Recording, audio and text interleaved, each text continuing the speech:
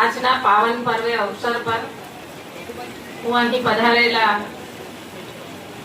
દેમણી પંચાયતના સરપંચ સુમિત્રાબેન, ડેપ્યુટી સરપંચ જિલ્લા પંચાયતના સભ્ય અનિતાબેન, ડેપ્યુટી સરપંચ અમૃતભાઈ અને દેમણી પંચાયતના બધા જ વોર્ડ મેમ્બર, દાદરા પંચાયતના ડિસ્ટ્રિક્ટ પંચાયત મેમ્બર કમલેશભાઈ, ડેપ્યુટી સરપંચ વિકીભાઈ પટેલ અને વોર્ડ મેમ્બર બધાને હું આજના દિવસે ખૂબ ખૂબ શુભેચ્છા આપું છું. અને દાદરા ગામથી પધારેલા તમામ વડીલ ભાઈઓ બહેનો, સ્કૂલથી પધારેલા મારા ટીચરો, મારા વાલા વિદ્યાર્થીઓ અને મારા પંચાયતના સ્ટાફ, પત્રકાર ભાઈ બહેન બધાને હું શુભકામના આપું છું. આજના દિવસે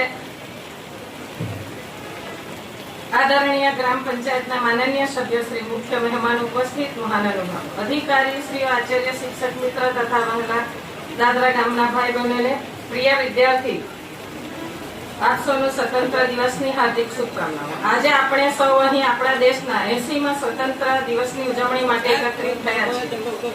આ આપણા સૌ માટે ખૂબ ગૌરવ અને આનંદનો ક્ષણ છે. દાદરા ગ્રામ પંચાયત વતી હું આપ સૌનું હાર્દિક સ્વાગત કરું છું. આપણા દેશના અંગ્રેજીના ગુલામીમાંથી આઝાદી અપાવવા માટે અનેક સ્વતંત્ર સેનાનીઓ પોતાનું જીવન અને સર્વ દેશ માટે સમર્પિત કર્યું હતું. મહાન દેશભક્ત ના બલિદાનને આપણે ક્યારેય ભૂલી શક્યા નહીં. આઝાદી આપણને મળી છે, પરંતુ દેશ પ્રત્યેની આપણી જવાબદારી આજે પણ એટલી જ છે. આપણે સૌએ સાથે મળીને આપણા ગામને સ્વચ્છ, સુંદર અને વિકાસશીલ બનાવવાનું છે. ગામમાં સ્વચ્છતા જળવાઈ રહે, બાળકોને સારું શિક્ષણ મળે, પાણીની સુવિધા સારી બને અને દરેક પરિવાર સુધી વિકાસનો લાભ પહોંચે, તે માટે આપણે સૌએ સાથે મળીને પ્રયત્ન કરવો જોઈએ. ખાસ કરીને આપણા બાળકો અને યુવાનો આપણા દેશનું ભવિષ્ય છે.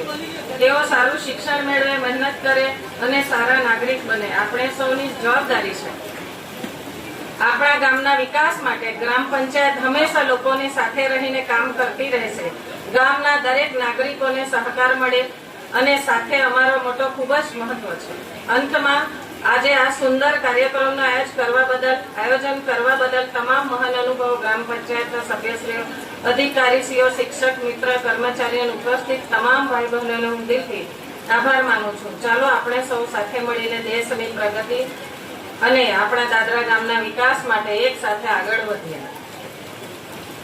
અહીં આ તો આજે 15મી ઓગસ્ટ છે. આપણે 80મા વર્ષમાં પ્રવેશ કરી રહ્યા છે. ऊर्जा शक्ति के प्रतीक होते हैं. समाज तथा देश के विकास में उनका महत्वपूर्ण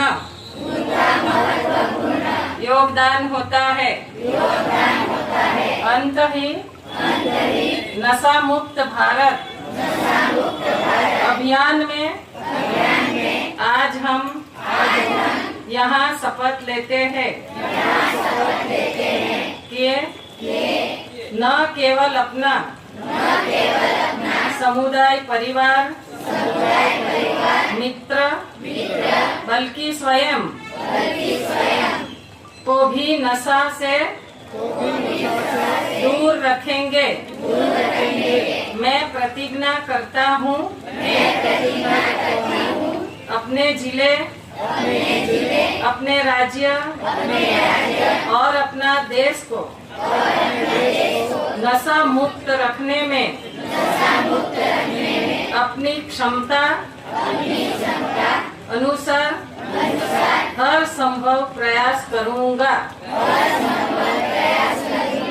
જેમને મારે જે નાલસા તરીકે આપણે અહીંયા ઓળખાય છે દેશમાં, એમાં શું શું આવે છે જે કામો, એના માટે હું તમને જણાવવા માંગુ છું. બધા શાંતિથી સાંભળજો. દાદરા અને દેમણી ગ્રામ પંચાયતના દાદરા ગામથી 2 લોકોને લેવામાં આવ્યા છે સુપ્રીમ કોર્ટના ઓર્ડરથી, અને દેમણી પંચાયતથી પણ 2 લોકોને લેવામાં આવ્યા છે. એમાં 2 લોકોમાં હું પોતે દાદરા પંચાયતની સરપંચ તરીકે ત્યાં છું અને મારી સાથે દાદરા ગામના વડીલ એટલે કે ચંદુભાઈ પટેલ એ છે, અને દાદરા દેમણી પંચાયત તરફથી જયંતિભાઈ પટેલ છે, અને એક ચૂંટાયેલા પ્રતિનિધિ જે જોઈએ છે એમાં ટીઘરા ગામના માણસનું નામ આવેલું, એટલે એ છે આપણા જયંતિભાઈ વોર્ડ મેમ્બર.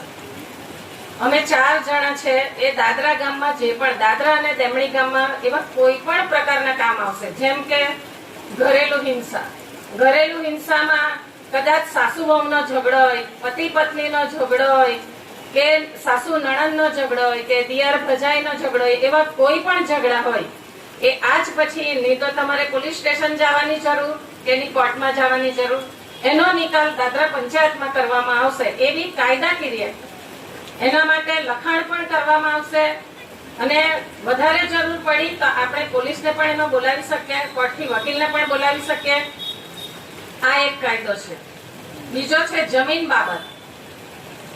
બાબતનો ઝઘડો. જે જમીન બાબતના ઝઘડામાં જે ભાઈના ઝઘડા છે, કે કાકાના મામાના ઝઘડા છે, કે બહેનોના કે દીકરાના કોઈ પણ જાતના જમીન બાબતના રેવન્યુના ઝઘડા છે, એ પણ આપણે દાદરા પંચાયતમાં જ એનો નિકાલ કરવાનો છે. અને દેમણી પંચાયતમાં, જે દેમણી પંચાયત હોય તે દેમણીમાં થશે, દાદરાનો હોય તે દાદરામાં થશે. એ પણ નિકાલ અહીંયા કરવામાં આવશે. આપણને એમાં પણ જરૂર પડી તો આપણી સાથે મામલેદાર અને તલાટી પણ સાથે.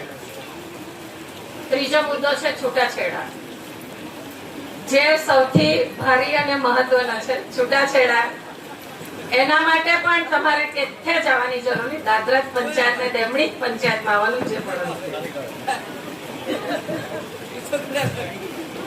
એક છે નંબર 4, ઘરના આજુબાજુ. જેમ કે આપણા દાદરા ગામમાં આપણે તો છે જ, અહીંયાના લોકો તો લોકલ છે જ, પણ જે લોકો બહારના જે અહીંયા રહે છે, આપણા કોઈ બી સમાજના જે ચાલીમાં રહે છે, તો એકનો દરવાજો આ સાઈડ હોય, એકનો આ સાઈડ હોય, આમને સામને ચાલીવાળા હંમેશા લેડીઝનો ઝઘડા બહુ થતા હોય.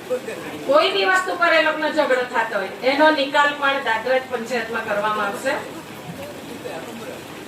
મા બાપ નંબર 5, જે પણ ભાઈ બહેન જેમના મા બાપ સાથે રહેતા હોય અને એને ખવડાવવામાં નહીં આવે, એને ખર્ચો આપવામાં નહીં આવે, એને દવા પાણીના પૈસા આપવામાં નહીં આવે, એના પર સૌથી મોટો સુપ્રીમ કોર્ટનો કેસ થાય છે. જે પણ દીકરા દીકરી મા બાપને તકલીફ આપશે, મારશે, કંઈ પણ કરશે અને એ કેસ અમારે પંચાયતમાં આવશે તો અમે એને સીધા જેલમાં મોકલાવી દેશું. અને એનો મહિનાનો ખર્ચો પંચાયત નક્કી કરશે કે એને મા બાપને કેટલો ખર્ચો આપવાનો. એમાં અમારી સાથે કોર્ટથી જજ અને વકીલ બંને સાથે રહેશે. એટલે કોઈ પણ ભૂલ નહીં કરતા કે મા બાપને મારીએ, ખવડાવીએ, એની તકલીફ આપીએ, એમાં તમે બંધાઈ જશે, લપેટામાં આવી જશે. દેમણી પંચાયત ને દાદરા પંચાયત કોઈ પણ જે પણ અહીંયાનો હોય કે બહારના લોકો હોય, કોઈ પણ આવીને અમને પંચાયતમાં રજૂ કરી શકે. આ કેસ બધા જ કેસ. લવ જિહાદ નંબર 6, લવ જિહાદ. સ્કૂલની છોકરી બધીને મારે દીકરીને નમ્ર વિનંતી છે, તમને ખબર છે તમારી જયારે રિસેસ પડે કે તમારી જયારે છુટ્ટી થાય ત્યારે પેલા ફાજલ અમથા જ બાઇક લઈને ટેટે કરીને ફરતા હોય બધા દીકરાઓ દીકરીઓને વધારે ખાસ વિનંતી, દીકરીઓ કે ગામની લેડીઝો, કોઈ પણ યુવામાં જે લેડીઝો એ પણ પરણેલી હોય કે કુંવારી, એમને પણ નમ્ર વિનંતી છે.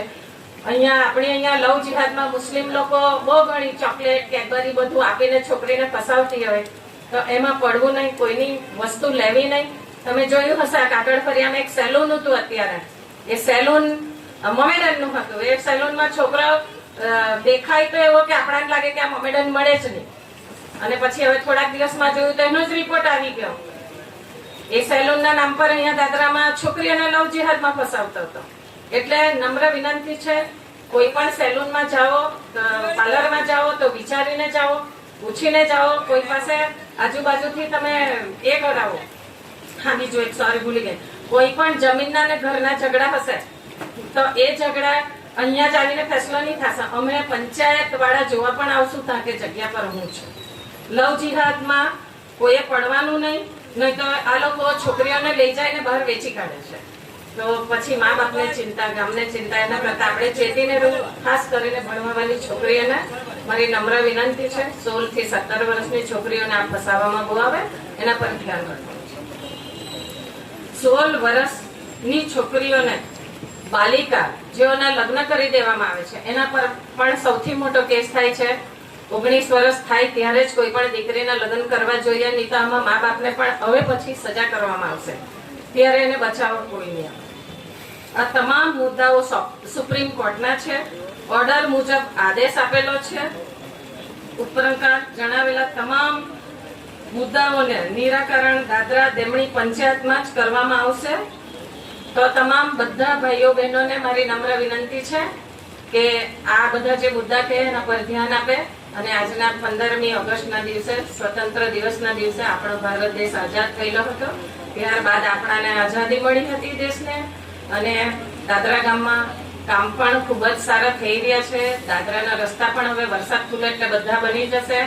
તો મારી નમ્ર વિનંતી છે જ્યારે રસ્તાઓ બને ત્યારે આજુબાજુમાં કોઈનું જરા તરા કંઈક તોડવામાં બી આવે કે કંઈક કરવામાં બી આવે તો એ ઓર્ડરથી થશે. એટલે અહીંયા બધા સમજીને એમાં તમે પંચાયતને કે સર્વે તરફથી સહયોગ કરવા તમે કરજો અમને. અને કોઈ પણ ઝઘડા કે એવું કઈ કરતા નહીં, કારણ કે રસ્તાની આપણને બહુ જરૂરી છે. એટલે તમે બધા સહયોગ આપજો.